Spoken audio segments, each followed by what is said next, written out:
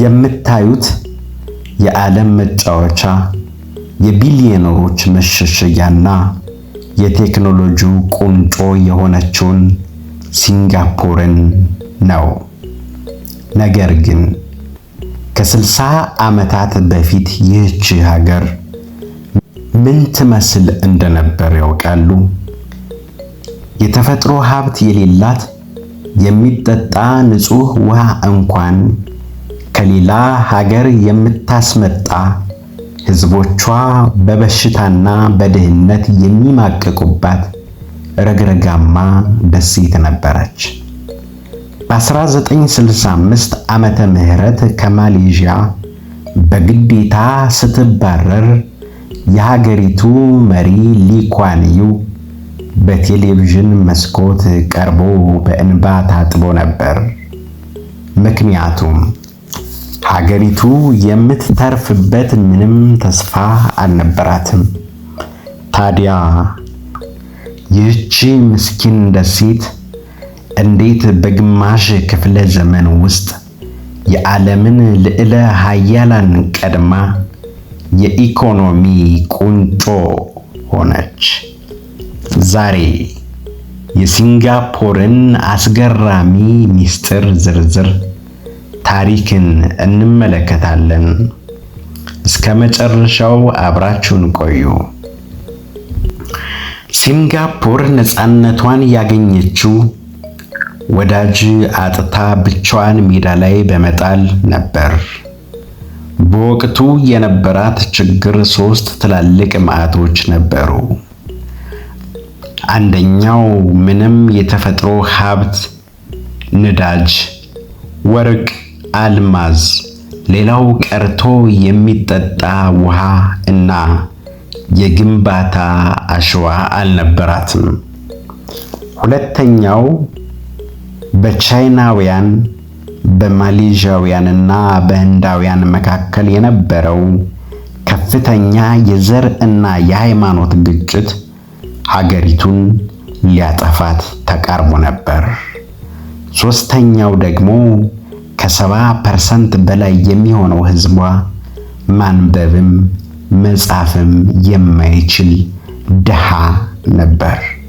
በዚህ በጨለማ ጊዜ ውስጥ ነበር አንድ ሰው የተነሳው፣ ሊ ኩዋን ዩ።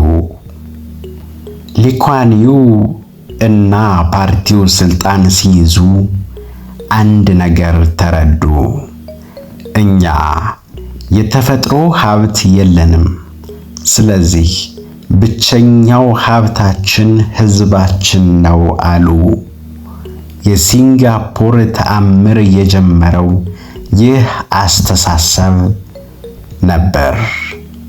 የሊ ኩዋን ዩ መንግስት መጀመሪያ ያደረገው ነገር በትምህርት ላይ መዋዕለ ንዋይ ማፍሰስ ነበር። ነገር ግን ተራ ትምህርት አይደለም።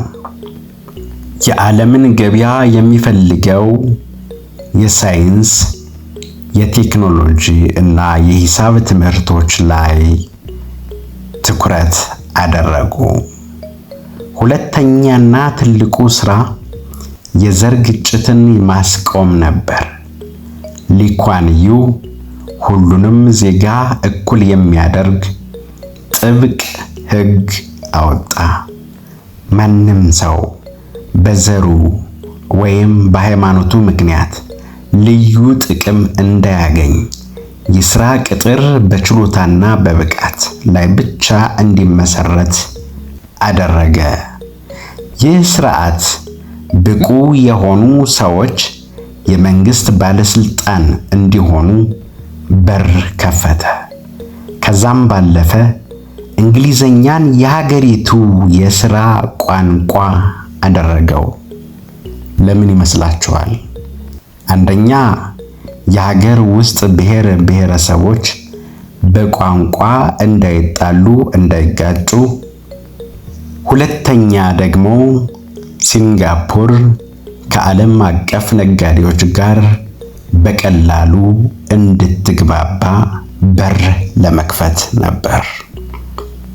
በ1970ዎቹ ዓለም በሁለት ጎራ ተከፍላ በነበረበት ወቅት ሲንጋፖር እጆቿን ዘርግታ የዓለምን ትላልቅ ኩባንያዎች መልቲናሽናል ኮርፖሬሽን መጋበዝ ጀመረች።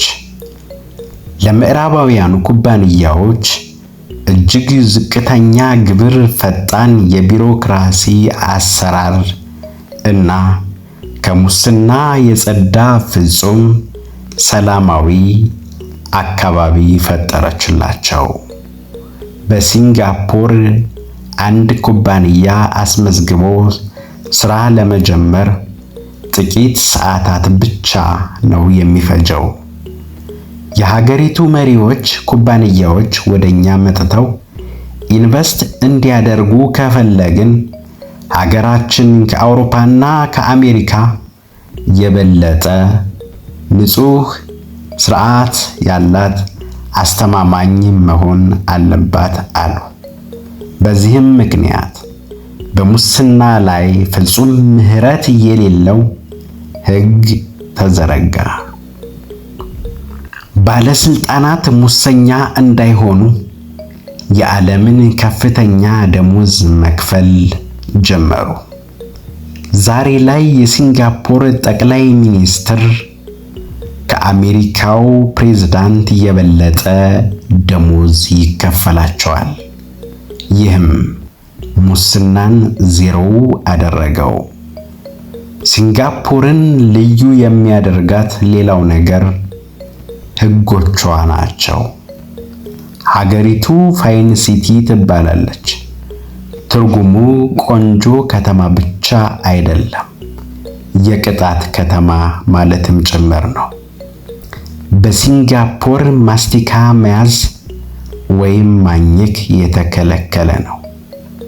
መንገድ ላይ ቆሻሻ መጣል፣ በሕዝብ ፊት መጥፋት ወይም ሽንት መሽናት በሺዎች የሚቆጠር ዶላር ያስቀጣል።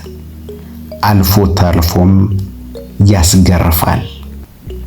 ነገር ግን ይህ ጥብቅ ሕግ ሀገሪቱን የዓለም እጅግ ንጹህ እና አስተማማኝ የተረጋጋ ኑሮ ያለባት ሰላማዊ ምድር አደረጋት። ዛሬ ሲንጋፖር በዓለም ላይ ከፍተኛ የነፍስ ወከፍ ገቢ ጂዲፒ ፐር ካፒታ ካላቸው ሀገራት ቀዳሚዋ ናት። የሕዝቦቿ የትምህርት ጥራት በዓለም አንደኛ ነው። የጤና ስርዓቷም እንዲሁ አቻ የለውም። የሲንጋፖር ታሪክ የሚያስተምረን አንድ ትልቅ እውነት አለ። የአንድ ሀገር እድገት የሚወሰነው በተፈጥሮ ሀብት መኖር ሳይሆን በሕዝቡ ዕውቀት፣ በስራ ዲሲፕሊንና በቅን መሪዎች አስተዋይነት ነው። ምንም ሳይኖራት ዓለምን ለመምራት የበቃችው ሲንጋፖር ለኛ ለታዳጊ ሀገራት ወጣቶች ትልቅ ተስፋና ትምህርት ናት።